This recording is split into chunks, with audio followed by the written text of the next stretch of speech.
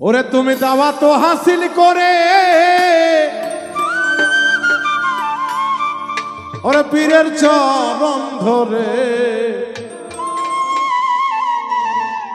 ধ্যানে দিদারে মজলে না রে মন ধ্যানে দিদারে মজলে না রে মন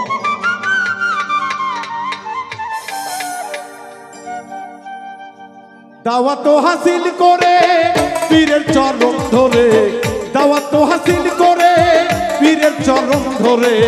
ধ্যানে দিদারে মজলে না রে মন ধ্যানে দিদারে মজলে না রে মন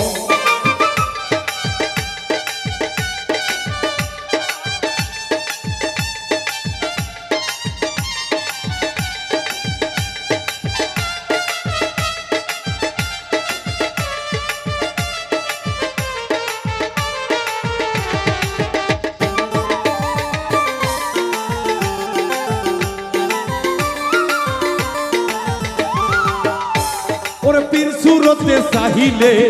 এশকেতে মজিলে ওই সুরত বদলে হবে নবীর গঠন ওরে এই সুরত বদলে হবে নবীর গঠন ওরে পীর সুরতে চাহিলে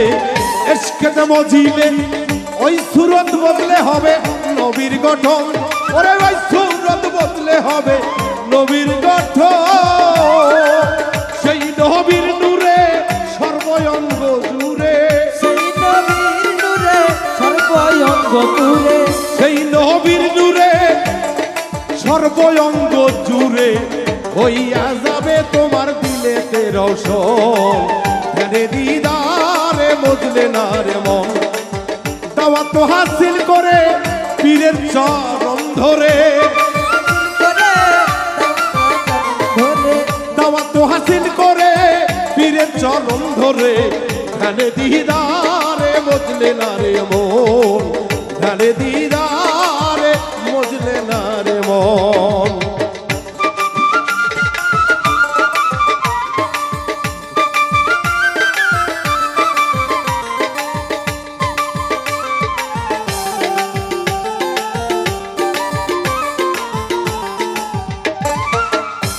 আমার ভক্ত আমার কাছে জিজ্ঞাসা করেছে যে দয়াল গুরু কেন ধরতে হবে মুর্শিদ কেন ধরতে হবে বাবারে গুরু কেন ধরতে হবে এটা বোঝাইতে গেলে গাদিরে ঘুমে বিদায় হজে যখন আমাদের নবী করিম সাল্লাল্লাহু আলাইহি ওয়াসাল্লাম ভাষণ দিতেছিলেন স্বলক্ষ মতান্তর নির্লক্ষ সাহাবা লয়ে ওই সময় উনি সাহাবাগণের উদ্দেশ্যে বলেছিলেন আমি ইসলাম পরিপূর্ণ করে রেখে যেতে পারলাম না আমার সময় খুব অল্প তাই আমাকে যারা পাইতে চাও তারা জানো আমার আলীর হাতে হাত দিয়ে বায়াত গ্রহণ করে নেন ওইখানে সকলে চিল্লায়া সেদিন আলীর কাছে বায়াত হয়েছিলেন সেই গাদিরে ঘুম থেকে বলা যায় যে আমাদেরকে আসলে সত্যি সত্যি একজন গুরু ভক্ত হইতে গেলে রাসূলের সুন্নাহ পাইতে গেলে আমাদেরকে সত্যি সত্যি একজন কামেলে মুর্শিদের হাতে হাত রেখে বায়াত গ্রহণ করতে হবে গুরুর হাতে হাত দেওয়ার অর্থ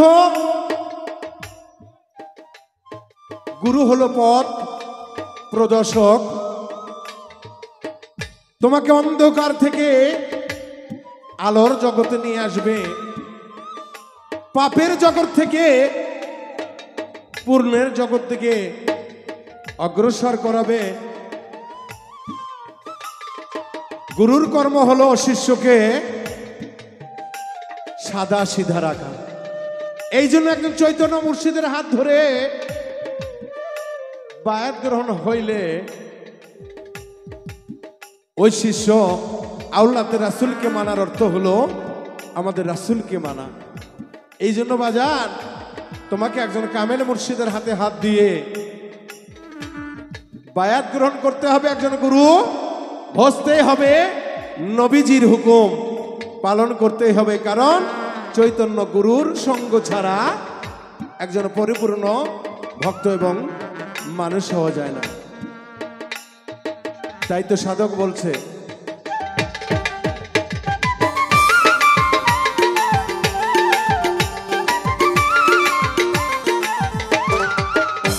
ওরে যদি সে নূর মেলে তালা কমলে যায় খুলে, খানা ফিল্লার হালে ভুলিবে আপন।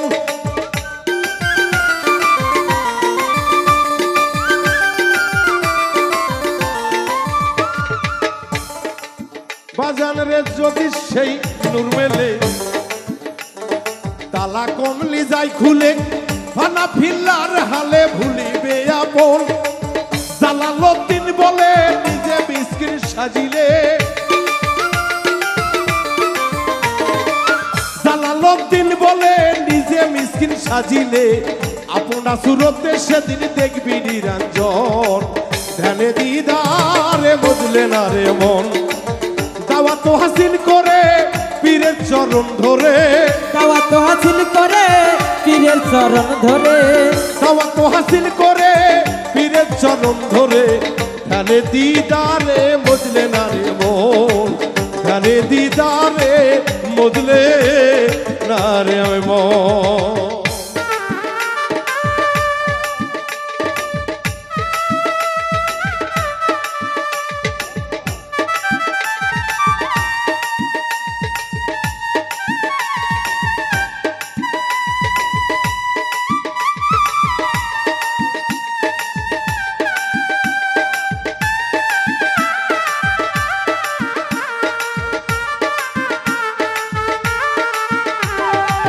ধ্যানেতে দিদার করে ডুবলে না রে মন, ধ্যানেতে দিদার করে ডুবলে না রে মন। আমার পাগলা আমার কাছে আবারও বলেছে একটি গানে শুনতে পেলাম, গুরু আমার নিয়ে চলো নাকি তোমার সেই দেশে। তোমার সেই দেশে। বাজান রে, গুরুরা তো সর্বসময় সরল দেশে থাকার চেষ্টা করে রে বাজান। তো তুমি গুরুর, তুমি যদি সত্যিকারের গুরু আমাকে মেনেই থাকো, তোমার এই গুরুর বর্জকটা তুমি নিরিখে রাখো, তাহলে এই নকশাটা যদি তোমার হৃদয়ের মধ্যে থাকে রে বাজান, আমি যত দূরেই থাকি না কেন, ভক্ত যত দূরেই থাকুক না কেন, গুরু শিষ্যের আলিঙ্গন হয়ে যায় যদি আমার সাথে সেই আত্মার আলিঙ্গন তোমার থেকে যায় বা হয়ে যায়। তাই জালালউদ্দিন সরকার গান বলেছে, ভক্তরে তুমি আগে মিসকিন সেজে নাও, তাহার পরে আগে গুরুর কাছে চেয়ে নাও। আশা করি আমি খুব সাদাসিধা ভাবে আমার ভক্তের কথার মীমাংসা দেওয়ার চেষ্টা করলাম। তো ভক্ত আজকে বেলাল পাগলা যখন ভক্ত হয়েছে, ও যে আমারে গুরু মানছে, এটা আমি তাকে প্রশ্ন করতেছি না। গুরুর পাঠশালায় ভর্তি হইতে গেলে বাজান কিছু স্কুল কলেজে ভর্তি হইতে গেলে ফি লাগে না? তো আমার ভক্ত আমার পাঠশালায় ভর্তি হইতে আসে, আমার গুরু বসতে আসছে, ও আসলে আমার ফিটা দিল কি, আমার কি ফি দিয়া ও আমার পাঠশালায় ভর্তি হইতে চায়, এটা তো একটু মাস্টার হিসেবে ছাত্রের কাছে জানার দরকার আছে কিনা। ওরে যদি সে নূর মেলে তালা কমলি যায় খুলে, খানা ফিল্লার হালে ভুলিবে আপন।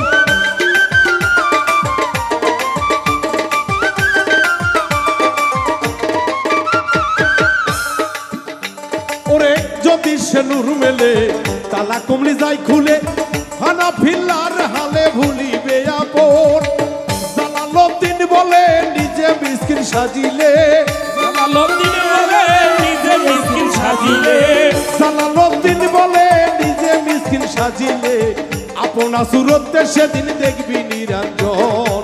ধ্যানে দিদারে বুঝলে না রে মন দাওয়াত হাসিল করে